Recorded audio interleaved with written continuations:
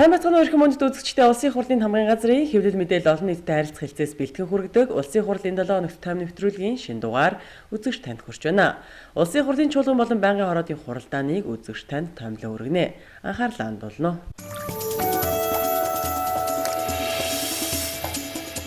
Засгийн газрын тусгай сангийн үйл ажиллагааны үр дүнгийн талаарх үндэсний аудитын газрын тайланг сонслоо. Согтууруулах хундааны хяналтын тухай хуулийн төслийг улсын хурлын даргад өргөн барьлаа. Гэр бүлийн тухай хуульд нэмэлт өөрчлөлт оруулах тухай хуулийн төслийг хэлэлцэхийг дэмжлээ. Бүгд найрамдах бүрээд улсын ардын хурлын даргыг хүлээн авч уулзлаа. Эдгээр болон бусад мэдээллийн дэлгэрэнгүй хүлээн авч үзнэ.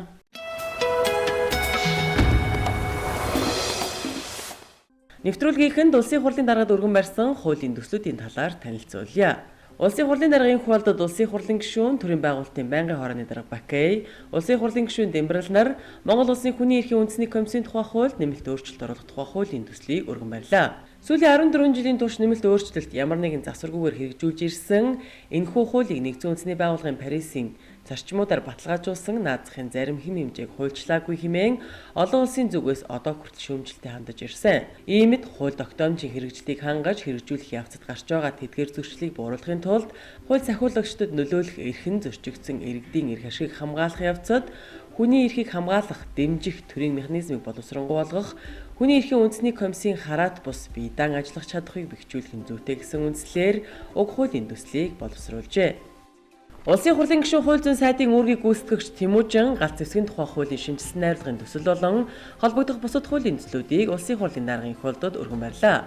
Галт зэвсгийн тухай хуулийн төсөлтэй холбогдуулан уулзалт ярилцлага хуулийн байгууллагуудаас ирүүлсэн санал, бусад судлаачдын ирүүлсэн судалгааны материалыг судлан үзэж, галт зэвсэг хэрэглэн өвөлдөж буй гэмт хэргийн тоо ихсэж байгаа, улсын хилээр оруулж ирэх явдал ихссэн, галт зэвсэгтэй холбоотой мэдээ баримтыг нэгтгэх байгууллага тодорхой бус, галт зэвсгийг хадгалах, авч явах, борлуулах зэрэг зохицуулт нь тодорхой биш, хариуцлагын хэм хэмжээ сул, галт зэвсэгтэй адилдах хүний хөнөөх чадвартай хэрэгслийн талаарх зохицуулт байхгүй зэргийг судлан үзсний үндсэн дээр галт зэвсгийн тухай хуулийн шинжилсэн найруулгын төслийг боловсруулах нь зүйтэй гэж үзсэн байна. Мөн тэрээр согтуурч, мансуурч дондох эмэгтэй хүнийг албадан эмчлэх тухай хуулийн төслийг өргөн барьсан. Согтуурах, мансуурах донтой өвчтөе этгээдийг захиргааны журмаар албадан эмчлэх, албадан хөдөлмөр хийлгэх тухай хууль 2000 онд батлагдсанаас хойш 4 удаа нэмэлт өөрчлөлт орсон байна. Өнгөрсөн хугацаанд тус хуулийг мөрдөн ажиллах явцад зарим заалт нь хэрэгжих боломжгүй, зарим зохицуултыг наривчлан тодорхойлох шаардлагатай болсон нөхцөл байдал үүссэн учраас хуулийн шинжилсэн найруулгын төслийг боловсруулжээ. Улсын хурлын гишүүн Эрдэнэ чимэг согтууруулах хундааны хяналтын тухай хуулийн төслийг улсын хурлын даргын хуулиуд өргөн барьсан. Хуулийн төслөөр согтууруулах хундаа үйлдвэрлэх, импортлох, худалдах, үйлчлэхэд тавих хяналттай холбогдсон харилцааг зохицуулахаар заажээ. Мөн спирт бусад согтууруулах хундааны үйлдвэрлэл спиртийн хуваарлалт, олголт, түүнд хяналт тавихтай холбогдсон харилцааг хуулчлах юм байна. Улсын хурлын даргын ивэлдор ардчилсан шинэ үндсэн хуулийн өдөрт зориулсан шатар сонирхогчдын нийслэлийн авраг шалгаруулах тэмцээн болно. Тэмцээн 2014 оны 12 дугаар сарын 6-7-ны өдрүүдэд зохион байгуулагдах юм. Зохион байгуулагч Улсын хурлын хамгаалын газар, Монголын шатрын холбоо, нийслэлийн иргэдийн төлөөлөгчдийн хурал болон нийслэлийн шатрын холбоо.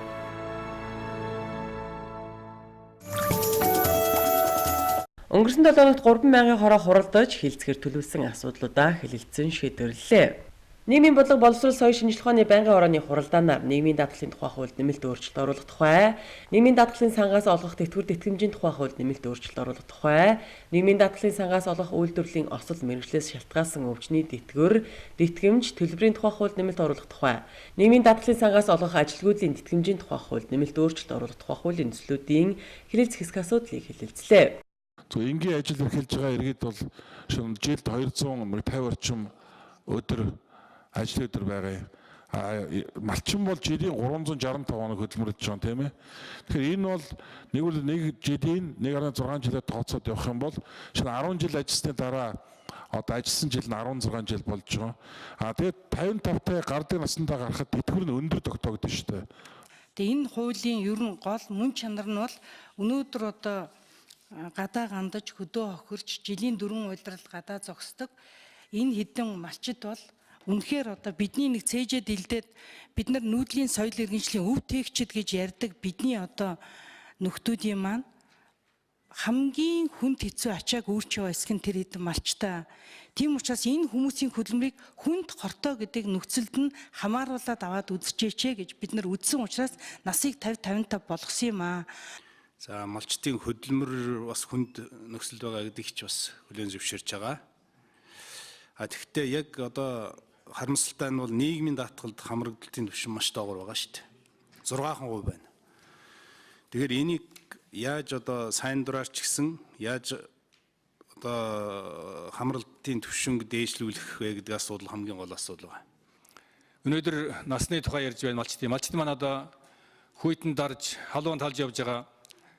Хоёр нарны хооронд одоо цаг байлж байгаа юм хүмүүсээ. Энийг одоо хөдөлмөрийн хүнд нөхцөлөөр харуулж тэтгэврт гарах насын эрэгтэй 55, эмэгтэй 50 болох нь зүйтэй юм аа. Энэ нөхцлөөр нь авч үзэх ёстой гэж үзэж байна. Игдэр хуулиудыг багслан хэлэлцэж, ажлын хэсэг гаргаад, хооронд нь уялдуулж, хуулийн төслийг гаргаж одоо цаашдаа хэрэгжүүлэх ажлыг зохион байгуулах нь зүйтэй гэдэг саналыг бол дэмжиж байна. Энэхүү хэлэлцээд хуулийн төслүүдийг улсын хурлын чуулганы нэгдсэн хуралдаанаар хэлэлцэх нь зүйтэй гэж үзсэн юм а.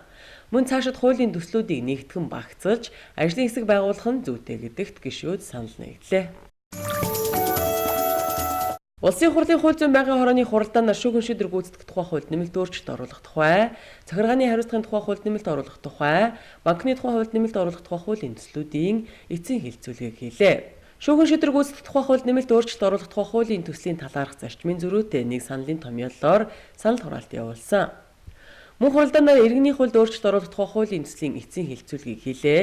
Хуулийн төслийн эцсийн хэлэлцүүлэгт бэлтгэсэн ажлын хэсгийн танилцуулгатай холбогдуулан асуулт асууж санал хэлэх гишүүн байсангүй. Хуралдаанд орсон гишүүдийн олонх нь хуулийн төслийг батлах нь зүйтэй гэж үзлээ.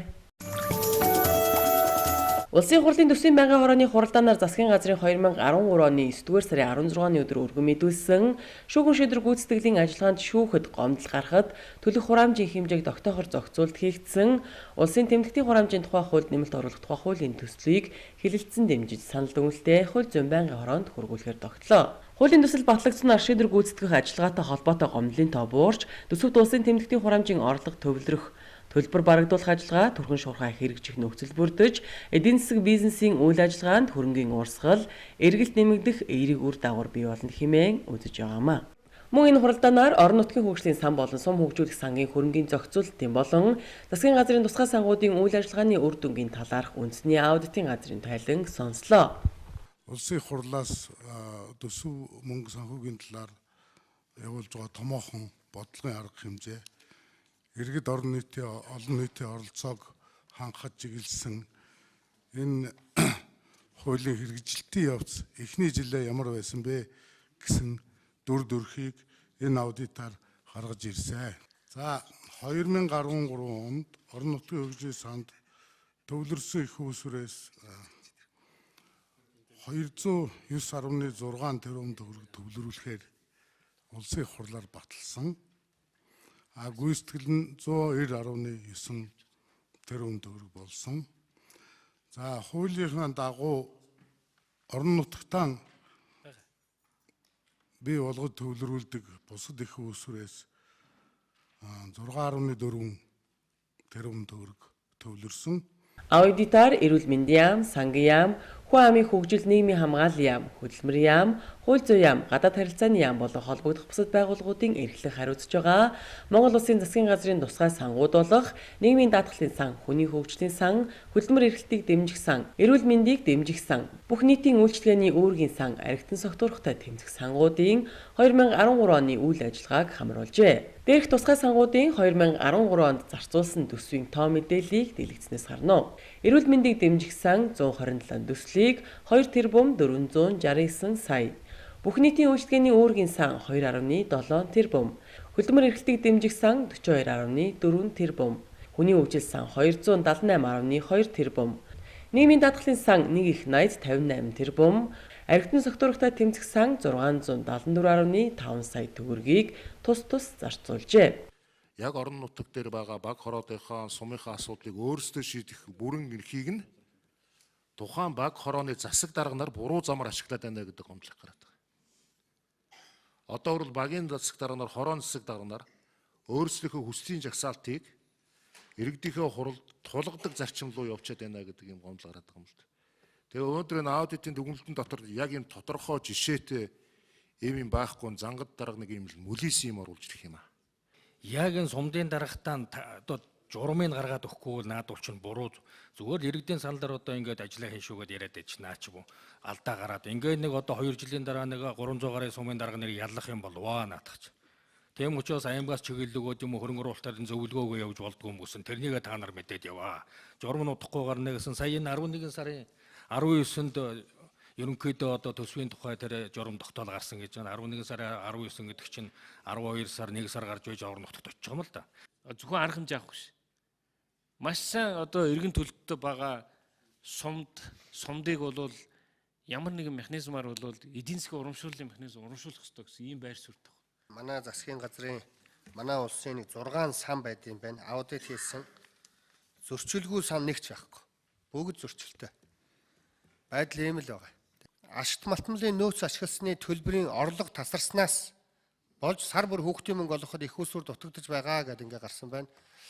Ямар үндслээр ингээд тасарсан бэ? Оны ихэнд уул уурхайн салбараас орох ашигт малтмлын нөөц ашигласан төлбөрөөс орох энэ маань жоохон тасарч гардаг. Энийг нөхөхийн тулд сар болгон бол бид нар хүүхдийнхээ мөнгийг өгж зардал маань өөрөө тогтмол орлого маань тогтмол бос байдаг учраас энийг нөхөх зориултаар бид нар улсын төсвөөс тодорхой хэмжээний өглөг үүсгэж санхүүжүүлж ирсэн 13 онд. Гишүүд сангуудын үйл ажиллагааны талаарх сан шүүмжлэг хийсний дараа дараагийн хуралдаанаар цаашид авах арга хэмжээний талаарх байнгын хорооны тогтоол гаргаж засгийн газарт хүргүүлэхээр тогтлоо. Хууль тогтоох асуудлаар гаргасан таны саналыг улсын хурлын өргөдлийн байнгын хороо хүлээн авч байна. Та өргөдөл гомдоо хууль улсын хурлын шийдвэрийг боловсронгуй болгох, хэрэгжилтэнд нь хяналт тавих, улсын хурд ажлаа шууд тайлгнадаг байгууллагуудын шийдвэр, их зүйн актыг хянуулах асуудлаар гаргах ба бичгээр амаар мөн цахим хэлбэрээр ирүүлээрэй. Харин өргөдөл гаргагч та өргөдлийн агуулгыг товч тодорхой бичгийн зэрэгцээ эргэж холбоо барих утас нэрээ бичиж гарын үсгээр зурх хэрэгтэйг анхаарав. Таны өргөдлийг үйл явцаанд шийдвэрлэж хариуг өргөдөл заасан хаягаар хүргүүлэх юм а. Улсын хурлын өргөдлийн байнгын хороо.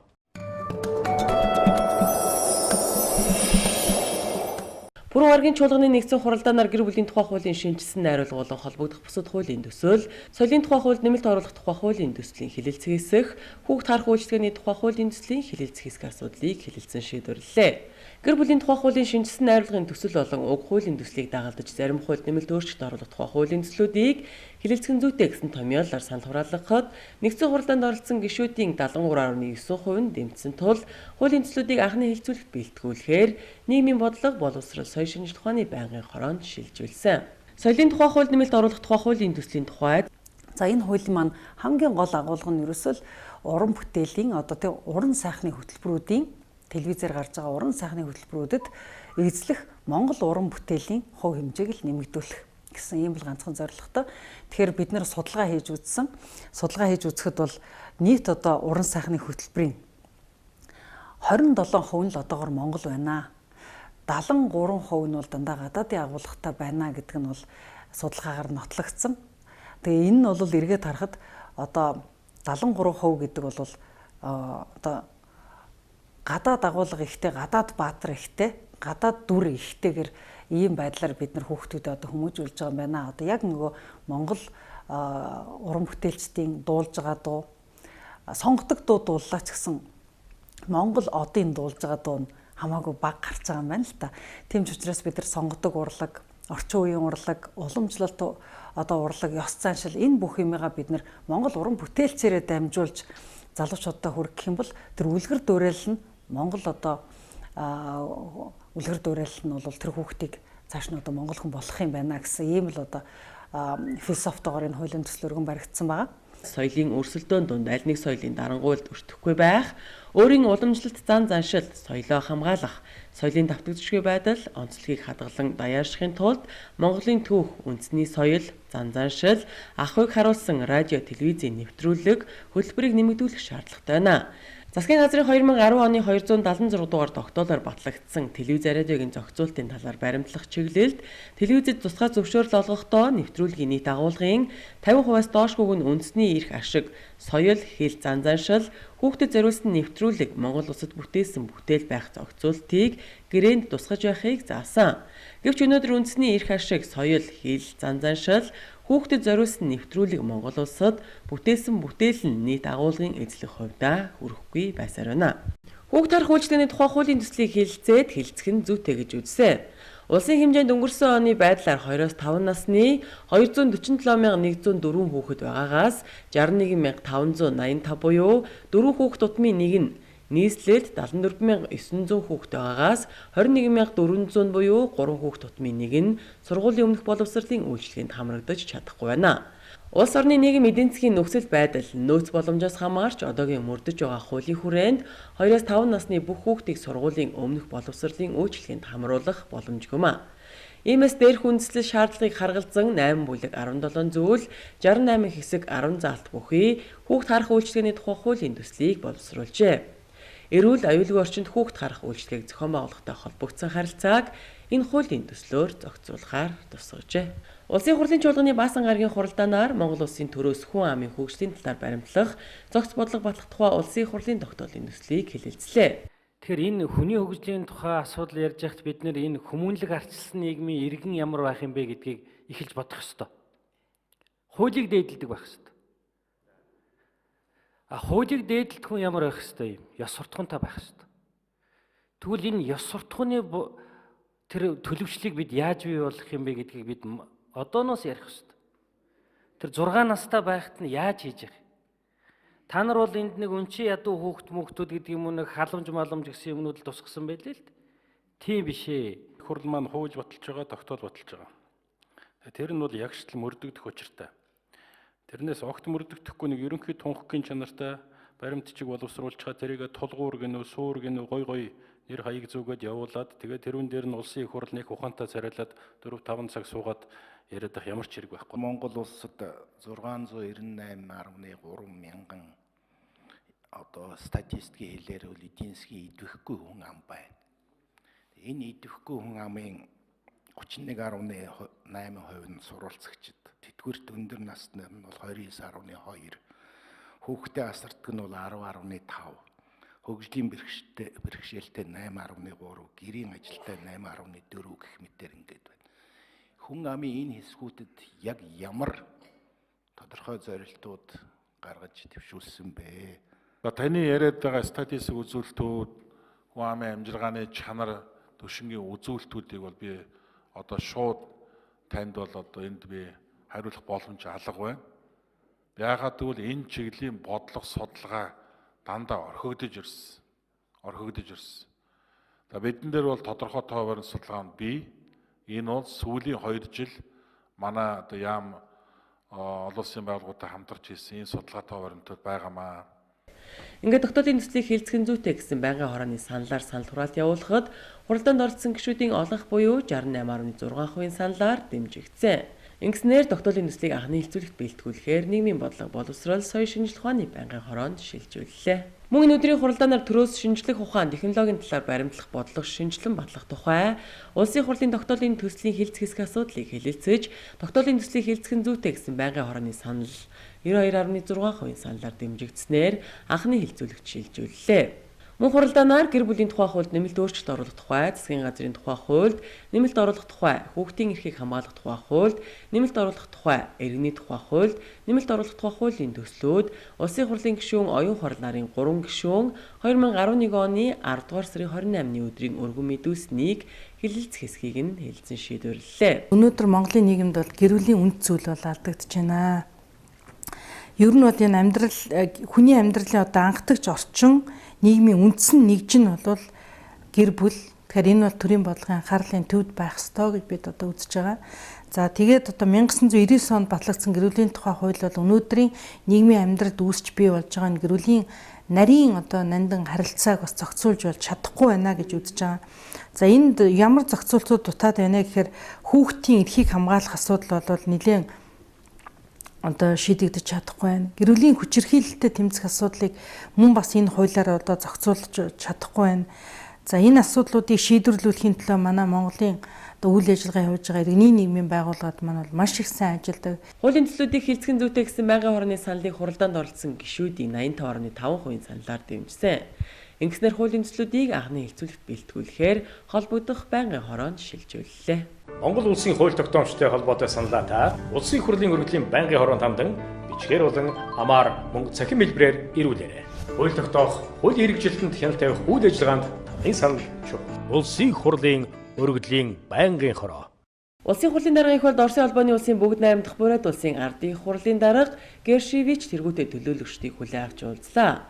Улсын хурлын дарга уулзалтын эхэнд ноён Гершевичтэй дахин уулзаж байгаадаа баяртай байгаа илэрхийлээд өнгөрсөн оны 7 дугаар сард болсон Монгол улсад ерөнхийлөгчийн тангараг өргөх ёслын арга хэмжээнд Оросын холбооны улсын төлөөлөгчдийн бүрэлдэхүүнд багтаж Монгол улсад хүрэлцэн ирж байсныг санаж байна. Мөн 9 дугаар сард Бурятийн ардын хурлын эмэгтэй гишүүд манай улсын хурлын эмэгтэй гишүүдийн урилгаар айлчилсан талаар дуулгалаа. Мөн тэрээр хоёр орон стратегийн түншлэлийн төвшөнд хөгжүүлж байгаа харилцаа хамтын ажиллагаа өргөжин хөгжиж байгаад сэтгэл хангалуун байгааг дуулгаад энэ онд хоёр улсын хооронд дээд өндөр түвшний айлчлалууд хэрэгжсэн талаар хэллээ.